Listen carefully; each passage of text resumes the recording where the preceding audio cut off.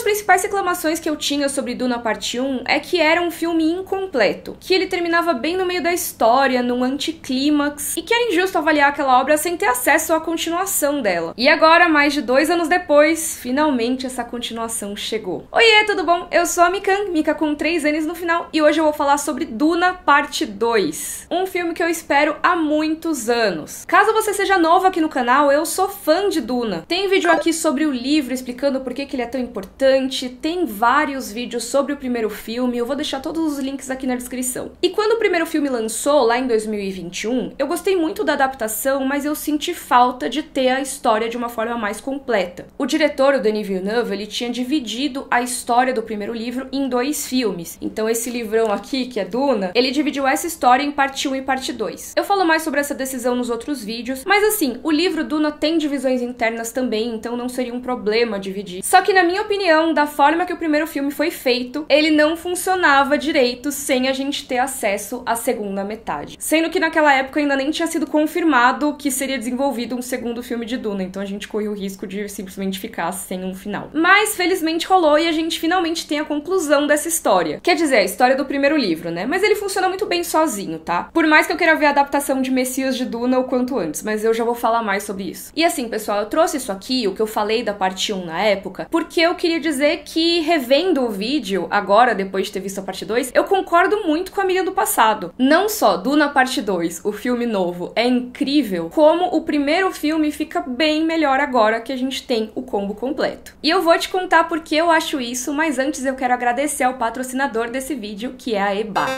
Mikan do Futuro vindo aqui pra falar da EBAC, que é a nossa grande parceira nesse vídeo. A EBAC é a escola com cursos incríveis pra quem quer mudar de carreira, conhecer novas áreas ou até se atualizar na área que já trabalha. Como aqui a gente tá falando de Duna, e assim, mini spoiler do vídeo, que eu vou falar alguns detalhes que eu amei da montagem do filme, eu vou te contar do curso de Adobe Premiere Pro da EBAC, que tá com um descontão inclusive, já eu conto mais. O Adobe Premiere Pro é um dos softwares de edição mais usados no mercado audiovisual. Aqui no canal, por exemplo, todos os vídeos são editados no Premiere já faz muitos anos. E por mais que eu delegue a edição dos meus vídeos aqui no YouTube, volta e meia eu preciso usar o Premiere pra cortar algumas coisas ou então pra mexer em alguns vídeos curtos. Então eu digo por experiência própria que ele pode assustar um pouco na hora de aprender a usar. Ou até se você já usa ele profissionalmente, pode ser que tenha algumas ferramentas mais escondidas ali que você ainda não dominou. Esse curso de Premiere da EBAC vai te ajudar muito nisso. Nele você aprende as principais ferramentas para edição profissional de vídeo, como pensar em montar um vídeo de uma forma criativa e como editar para todas as plataformas. Então você sai pronto para trabalhar no mercado audiovisual, da publicidade ao cinema, TV, internet, além de aprender tudo sobre o pré e o pós, por exemplo, fluxo de trabalho ou como calcular um orçamento para os seus projetos. Tem como tirar dúvidas e também avaliar o seu progresso com um professor ao longo de todo o curso. E é super mão na massa, tá? Você vai desenvolver um vídeo autoral para já sair com um portfólio para entrar no mercado de edição. Ou seja, uma super oportunidade para a carreira. E já seria bom demais se eu parasse por aqui, né? Mas lembra que lá atrás eu mencionei que tinha um desconto? Se você tá vendo esse vídeo aqui na época do lançamento, você tá com sorte. Porque para comemorar a Semana do Consumidor, a EBAC tá com desconto de 60% em todos os cursos. Gente, são mais de 150 opções para você aproveitar essa promoção e tem alguns que você até sai com garantia de emprego. Mas além dessa promo, que já tá ótima, a gente tem um desconto exclusivo pros inscritos aqui do canal. Em cima desses 60%, você ainda tem direito a mais R$200 de desconto se você usar o meu cupom que tá aqui na tela, Mikan Oferta. Mikan com 3 N's no final, do jeitinho que tá escrito na tela mesmo, Mikan Oferta. Lembrando que é um desconto cumulativo e ele tá disponível por tempo limitado. Então clica no link aqui na descrição ou aponta sua câmera pro QR Code que tá aqui na tela e já corre pra garantir os seus estudos. Mais uma vez, muito obrigada, EBAC, por apoiar o canal e agora bora voltar pros desertos de Duna. Ok, voltando aqui então. Por que eu acho que o segundo filme deixa o primeiro melhor ainda? Porque pra mim ele não é uma mera continuação ou só a segunda metade de uma história, mas a expansão natural de um filme que já é maior que si mesmo, com uma história que já é maior que si mesmo. O segundo filme aumenta a escala de tudo que tem no primeiro, mas como se fosse uma consequência óbvia, o fluxo natural das coisas. O primeiro filme, na minha opinião, já se esforçava bastante pra mostrar a escala e a grandiosidade de tudo aquilo. Os exércitos, as naves e os maquinários, o planeta Arrakis e o povo, as criaturas. Mas aí chega o segundo filme, chega Duna Parte 2 e consegue deixar esses elementos ainda mais impressionantes. As cenas de ação parecem ainda mais chamativas e a política parece que não para de ficar cada vez mais complexa. Mas o filme consegue fazer tudo isso sem deixar de lado o micro. Uma coisa que eu falo muito nos meus vídeos sobre Duna, o livro, é que ele é a história de um planeta, de um Messias e de um povo. A gente acompanha esses personagens que estão no pôster, estão nos trailers. A gente acompanha o Paul Atreides, a Shani, a Lady Jessica e todos os outros personagens, sim. Mas na verdade, assim mesmo, a gente acompanha uma história que é muito maior do que cada um deles. É muito maior do que a família Atreides, do que os Fremen e até mesmo do que o planeta Arrakis, que dá título aí à história. A gente acompanha a história do universo sendo escrita e concretizada, de um jeito que nenhuma individualidade importaria muito. Mas mesmo a individualidade não importando tanto assim, quando você dá um zoom out na trama e vê tudo que tá envolvido, Duna Parte 2 não deixa de lado, não esquece da importância também do micro, de destacar esses elementos de individualidade. Por que que aquela relação específica é importante para essa história? Porque aquela interação de personagens é importante no grande plano pro universo. É importante porque a gente tá assistindo e a gente quer saber aquilo. E o filme é cheio desses momentos mais intimistas, mais contemplativos, que ajudam a gente a entender melhor esses personagens, como eles se relacionam e quem são eles além de peças num grande plano. Pra mim, uma das cenas mais bacanas do filme, seja no visual, no som, na iluminação, na trama, enfim, é a de dois personagens caminhando na areia. Sozinhos, eles e mais nada. Um imitando os passos do outro, quase como uma dança. Esse momento, além de ser lindo e encher os olhos, conta pra gente tudo que a gente precisa saber sobre aquela situação. E é realmente um zoom, é um pequeno momento numa imensidão do deserto e numa imensidão da trama. Falando na trama, eu acho que você deve ter percebido que eu não dei muitos detalhes da história por aqui até agora, né? Isso porque esse aqui é pra ser um vídeo sem spoilers. Se vocês quiserem, depois eu posso fazer um vídeo discutindo spoilers, detalhes específicos da trama.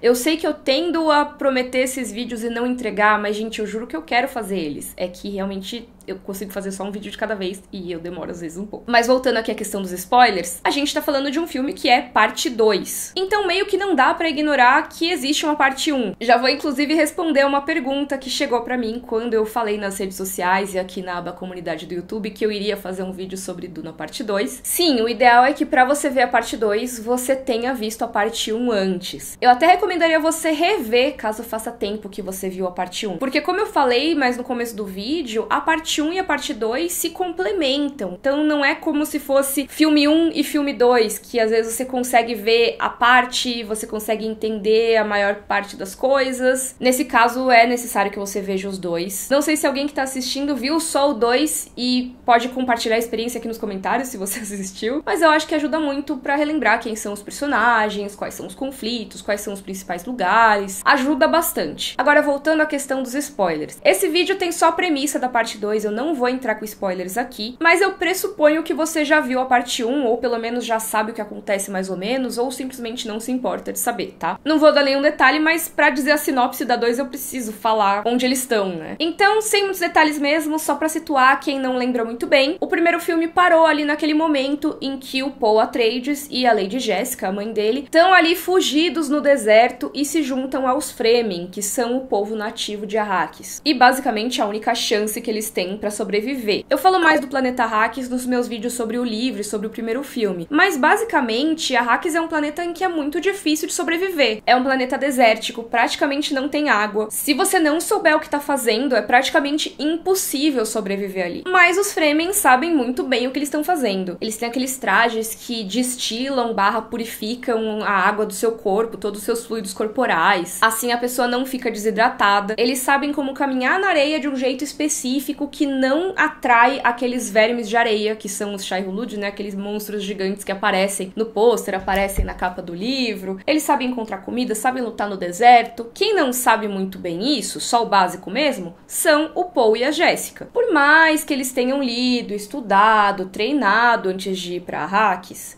eles não são Fremen. Eles são forasteiros que conhecem pouco do povo e pouco daquele lugar. E isso é muito importante, na minha opinião, porque a gente começa do na parte 2 com eles se habituando àquele povo e tentando aprender como sobreviver ali com eles. Mas o se adequar não é exatamente se adequar. É uma dança constante entre se encaixar e se apossar, entre pertencer e tomar pra si. Duna é uma história que discute muitas coisas, e uma dessas coisas é o colonialismo. E antes que você feche esse vídeo, não sou eu que tô falando, é o próprio filme. O primeiro filme começa com uma narração da Shani falando sobre o planeta dela e falando sobre quem vão ser os próximos opressores deles. E no segundo a gente abre com aquela afirmação de que quem controla a especiaria controla o universo. A especiaria, pra quem não se lembra, é uma substância que é muito abundante em Arrakis, e só lá, basicamente, e que é essencial pra viagem interplanetária. Sem essa substância, você basicamente não ia conseguir ter nenhum deslocamento ali no Império, não ia ter comércio, nada. Então toda a economia depende dessa commodity que é a especiaria. E é exatamente por isso que o Império tem interesse em dominar o planeta Arrakis. É por isso que a Casa Harkonnen e depois a Casa Atreides foram lá para administrar esse planeta, ou seja, para cuidar da extração desse recurso natural, mesmo que já existisse uma população ali. E aqui eu acho bem importante dizer que eu não tô fazendo um juízo de valor da família Atreides ou da família Harkonnen. Não tô julgando a moralidade dessas coisas aqui. Eu tô falando que o filme mostra isso. O filme discute esse assunto, tá? É algo bem abordado em Duna Parte 2, essa relação do Paul com os Fremen. Ele pertenceu ou não. Isso se dá muito nas conversas dele com a Shani, que é dos Fremen, e eles falam bastante sobre isso. Por mais que o Paul queira se integrar aos Fremen, queira viver entre eles, ser um deles, eles falam várias vezes sobre ele ser Fremen ou não ser Fremen, ele quer ser um Fremen, mas por mais que ele queira, ele ainda chegou em Arrakis como herdeiro da família que foi pra lá pra explorar um recurso natural, a revelia da população. Os Atreides podem ser colonizadores mais bonzinhos que os Harkonnen, eles podem ter intenções muito melhores, mas eles ainda são colonizadores, eles ainda estão lá pra explorar o planeta. Isso é uma coisa que eles querem lá no primeiro filme fazer junto com os Fremen, eles querem construir uma aliança e tudo mais, mas assim, caso não rolasse uma aliança com os Fremen, eles iriam impor a força meio que do mesmo jeito, talvez menos pior que os Harkonnen, mas eles iam, porque é o trabalho deles lá. E agora no segundo filme, o Paul tá entre os Fremen, mas ele ainda veio dessa família. Ele ainda faz parte de algo que não é a sociedade Fremen. Ele ainda veio de fora,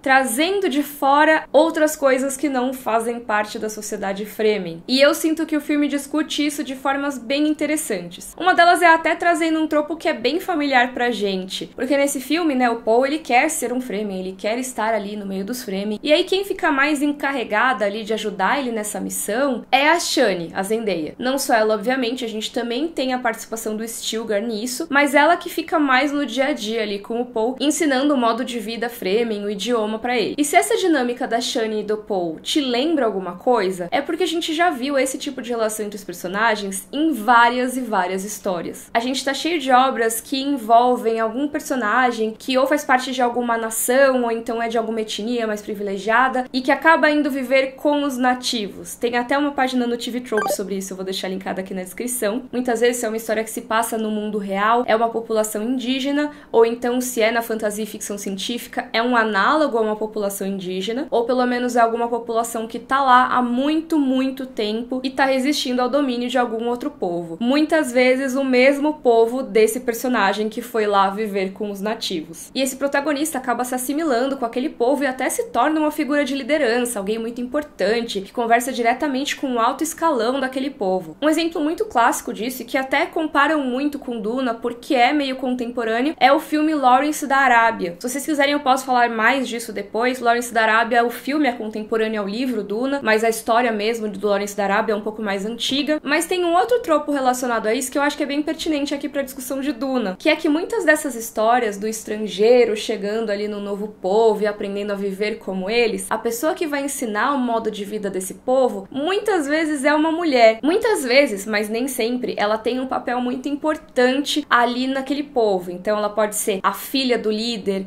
ou ela pode ser uma sacerdotisa importante, ela pode ter um valor espiritual importante. A gente tem até um exemplo nacional, que é a história da Iracema, e se vocês tiveram, se vocês estudaram Iracema no colégio, vocês sabem como Iracema é uma história sobre a brutalidade do colonialismo colonialismo. Mas enfim, fechando esse parênteses aqui, em Duna a gente tem a Shani, que se encaixa nesse papel também. Mas calma, pessoal, porque eu já sei que provavelmente estão falando, não, mas a Mikan está dizendo que Duna fica repetindo esses tropos antigos, então é mais do mesmo e tudo mais. Na minha opinião, Duna, tanto o livro quanto o filme, e em graus variados, são obras muito interessantes porque, apesar de terem esses tropos específicos, e vários outros também incluem muitas críticas justamente a esses tropos. A gente tá falando de um livro da década de 60, né? Então é óbvio que não é uma desconstrução completa e não é tudo que é perfeito, maravilhoso. Mas, na minha opinião, rola sim uma crítica a essa temática do Salvador branco que se coloca como um líder da cultura que ele acabou de chegar. Isso já no livro, tá?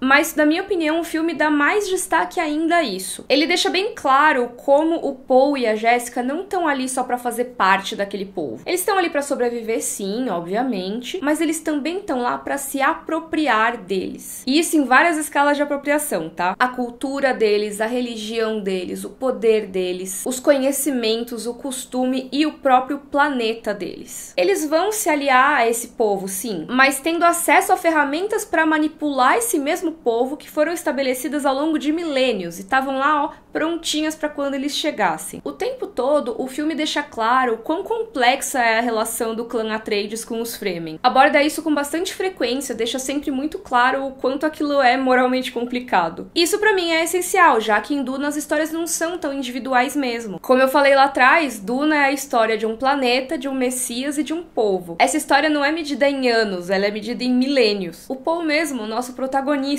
ele podia ser só uma linha torta ali no plano das Bene Gesserit que iam pensar em 1000 alternativas pra ele. Numa vibe meio, não importa quem ganhar, no fim quem vai vencer são as Bene Gesserit. Pra quem não lembra, são aquelas mulheres que usam a roupa toda preta, assim, escondendo o rosto, aparecem no primeiro filme segurando o Gondiabar, sabe? Aquela agulha do lado do Paul. Mas eu tô falando isso pra dizer que, assim, tudo isso que eu falei agora sobre Duna ser sobre colonialismo e Duna discutir esse tema é extremamente interessante porque, no fundo, não importa se o Paul é uma boa pessoa ou não, porque no fim ele ainda faz parte de uma coisa muito maior do que ele, seja o projeto de colonização do Império ou outras coisas. E nesse mundo de conspirações, de profecias, de destinos genéticos, será que ele realmente é capaz de controlar alguma coisa, de tomar alguma decisão de verdade? Pra mim essa é uma discussão extremamente interessante, inclusive queria levar essa discussão pros comentários, me contem, vocês acham que existe aí um livre-arbítrio ou não? Então pra mim um dos maiores trunfos do filme é essa discussão sobre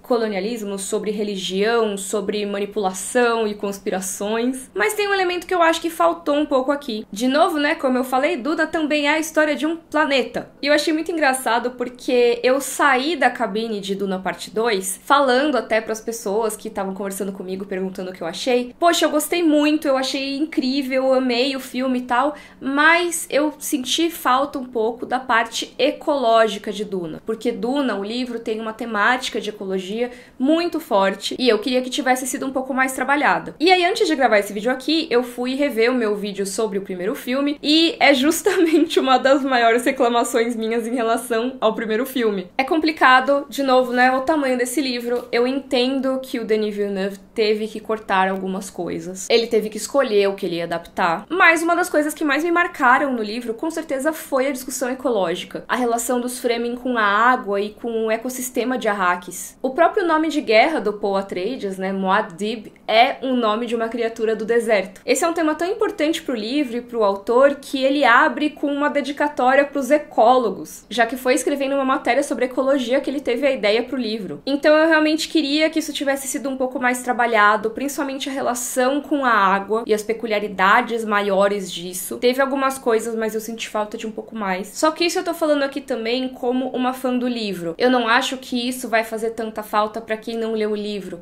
Eu acho que tá tudo bem. Por outro lado, eu sinto que uma partezinha desse discurso sobre ecologia, dessas coisas que acontecem em Duna que tem a ver com ecologia, foram traduzidas de certa forma no visual do filme. Lógico que tem suas limitações, não é que tenha aí altas tramas ecológicas envolvidas, mas eu sinto que o Villeneuve, mais até do que no primeiro filme, conseguiu trazer esse aspecto praticamente tátil de como é Arrakis e de como são outros lugares interessantes nesse universo. Tem até uma entrevista do Villeneuve que ele fala que Duna é sobre a relação do ser humano com a natureza e que então pra ele era importante trazer essa natureza pra tela. E realmente você vê isso, você vê aquela imensidão do deserto e parece tudo real. É imenso, é surreal, porém é real ao mesmo tempo. Pra mim, o grosso da abordagem ecológica do filme tá na fotografia, nos figurinos, no design de produção. Inclusive, gente, eu queria falar da magnitude que é esse filme. Ele é imenso, assim, e não tô falando de duração, apesar dele ser longo. É que tudo nele é grande, é vasto, é embasbacante. Eu vi na parte 2 numa tela IMAX, então lógico que a minha experiência é de ver tudo numa tela muito grande, né? Mas eu acredito que também funcionaria em telas menores. Eu queria saber o que vocês acharam. Contem pra mim a experiência de vocês, como é que foi ver no cinema, ou então se você tá vendo esse vídeo no futuro, como que foi ver numa tela menor, talvez na sua TV, ou até no seu dispositivo móvel, pra que o Denis Villeneuve fique feliz mesmo. Mas assim, vendo do jeito que eu vi, eu tive essa impressão de grandiosidade. Cada vez que esse filme mostrava uma máquina gigante, um verme de areia, ou até mesmo uns soldados escalando uma rocha. Sério, que talvez em outro filme fosse só uma cena de ação qualquer. Não é uma cena de ação qualquer. Eu sinto que foi feito tudo da forma mais imersiva possível, de um jeito que você não desprega o olho da tela. Eu ficava vendo e me maravilhando com aquilo, porque realmente parece que eu tô assistindo uma história que se passa em outro mundo. Realmente são coisas que me parecem alienígenas, me parecem muito diferentes do que seria possível. E quase sempre essas coisas são apresentadas num ritmo mais lento, mais solene, que é o que rolava no primeiro filme também. Apesar do segundo filme ter um ritmo um pouco mais intenso, você ainda tem muitos momentos aí que vão tomar alguns segundos, vão ficar um pouco mais parados, mas isso não é de forma alguma um comentário negativo. Uma impressão que eu tive, e eu posso até estar lembrando errado, me corrijam se eu estiver errado aí nos comentários, é que a movimentação dos Fremen entra muito em contraste com a movimentação de soldados do Império ou dos colonizadores, da galera da nobreza e até mesmo do maquinário, de certa forma. Eu sinto que os Fremen são mostrados de uma forma muito mais ágil, muito mais ligeira, enquanto praticamente tudo que você vê do outro lado é aquela coisa enfadonha, devagar, mas ao mesmo tempo é impressionante de ver, e eu acho que fica mais bacana ainda com esse contraste. Sério, gente, é muito louca a movimentação inventiva dos personagens. Tem os soldados subindo o negócio, eles estão meio que flutuando, mas aparando com a mãozinha, assim, eles não estão voando exatamente, parece um jetpack meio falhando, mas eles estão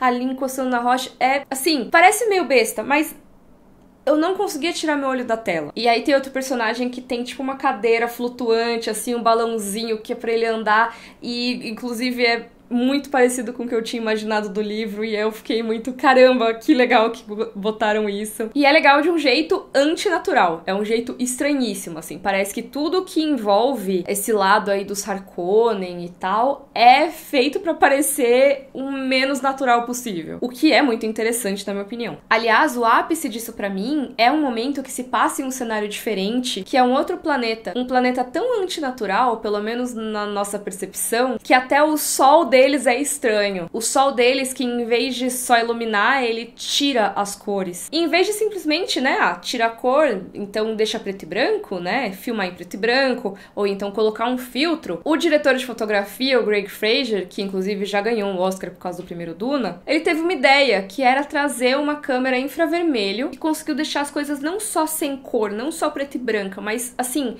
o mais alienígena possível. Eu sei que é engraçado falar isso num filme que tem muitos planetas, então o que é exatamente o alienígena? Mas isso é alienígena em Duna. O próprio diretor falou uma coisa que eu concordo, que os olhos ficam parecendo olhos de inseto, a boca fica toda parecendo um buraco sem fundo. É tudo muito estranho, não tô falando muito mais desse momento, não quero dizer o que exatamente acontece em todos esses momentos que se passam aí nessa filmagem da câmera muito louca, mas eu quis trazer aqui porque eu acho que é um dos momentos mais inventivos do filme, e eu não podia falar dele sem trazer essa parte que destoa tanto, mas que ao mesmo tempo enriquece tanto o resto do filme. Mudando agora de assunto, é complicado falar do elenco de Duna, porque todo mundo é um nome estrelado nesse filme, né? Qualquer personagem que tem qualquer fala, praticamente, é alguém muito famoso, muito consagrado. É um daqueles filmes que tem aquele tal do ensemble cast, que é quando você junta nomes e mais nomes estrelados. Você faz um elenco de estrelas pro seu filme. Duna parte 1 já era assim, Duna parte 2 continua essa tendência, tem novos nomes aí. A gente tem, por exemplo, a Florence Pugh aparecendo aparecendo nesse filme pela primeira vez. Tem uma participação muito maior da Zendaya do que no outro filme, porque no outro filme ela aparecia muito rapidamente. E agora ela é uma das protagonistas do segundo filme, ela é uma personagem essencial pro segundo filme. E acho que ela acaba sendo um pouco da régua moral do público no filme. Eu tenho essa impressão de que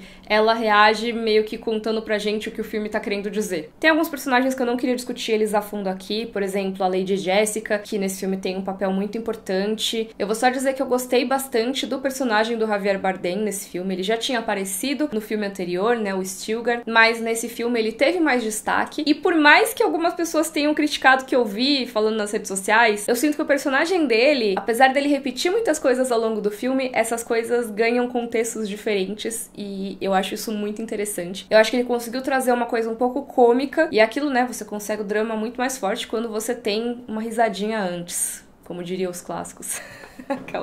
Ele consegue trazer um pouco de um tom mais cômico, mas que não é cômico de verdade, na minha opinião. Então foi muito bacana pra mim. E tem muitos atores incríveis nesse filme. Acho que o último, juro, que eu quero falar é o Austin Butler, que tá como Feed Rotha. Carequíssimo, psicopatíssimo. E aí acho que eu só posso dizer maravilhosíssimo, né? Porque realmente foi incrível a participação dele nesse filme. Tem alguns momentos bem memoráveis. Eu realmente gostei muito do personagem dele, da forma que ele foi trazido pro filme. Mas eu vou confessar uma coisa pra vocês, que na hora que eu fui ver o filme, eu tinha esquecido que ele era o Austin Butler. E aí, ele tá completamente diferente no filme, né? Então eu achei que ele era um dos Skarsgård. Não o Skarsgård que realmente tá no filme, né, que é o Barão, mas o Skarsgård que é o Pennywise. Pra mim, a boquinha é igual, assim. E ele tá careca, né, então não dá pra reconhecer ali, enfim. Aí tem uma outra coisa que vocês me perguntaram. Tô aqui, né, com Duna, que é o primeiro livro. Inclusive, eu vou deixar o link pra compra do livro, se vocês quiserem, aqui na descrição. Mas Duna tem muitos livros, né? Aqui atrás tem os livros de Duna. Não sei se vocês vão conseguir ler os títulos, né? Mas são 6 livros nesse universo, escritos pelo Frank Herbert, que são considerados os livros principais. Existem ainda mais livros de Duna. Tem um monte de coisa escrita depois da morte do Frank Herbert. Mas, de qualquer forma, o que acontece? A gente tem uma continuação dessa história aqui. Esse filme já...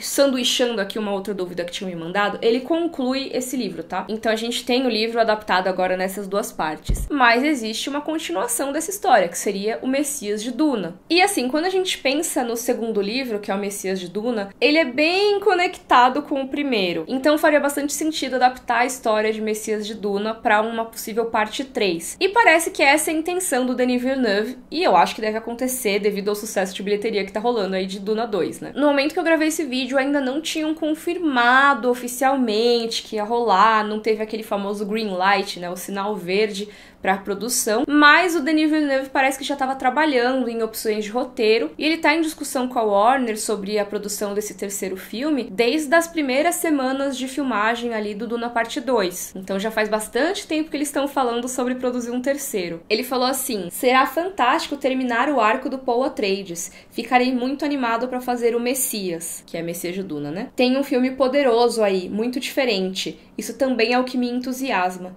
Será algo novo. Não quero cair na repetição.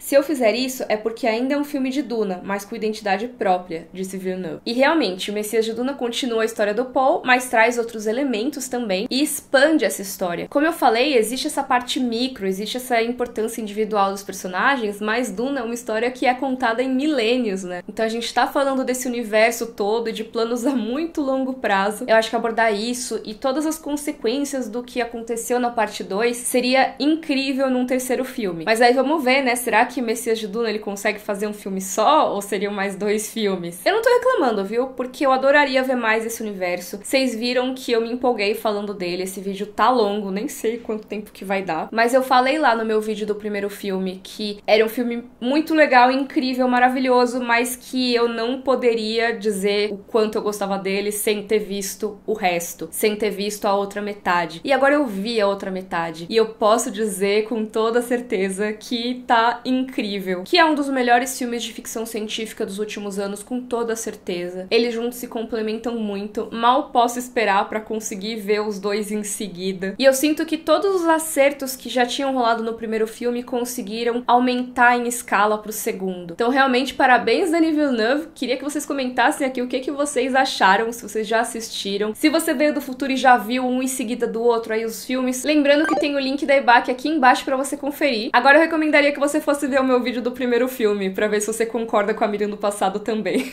Parece que eu tava com a presciência que nem o Paul Atreides naquele vídeo, hein? Se você gostou, curtiu o vídeo, assina o canal, um beijo e até a próxima. Tchau, tchau!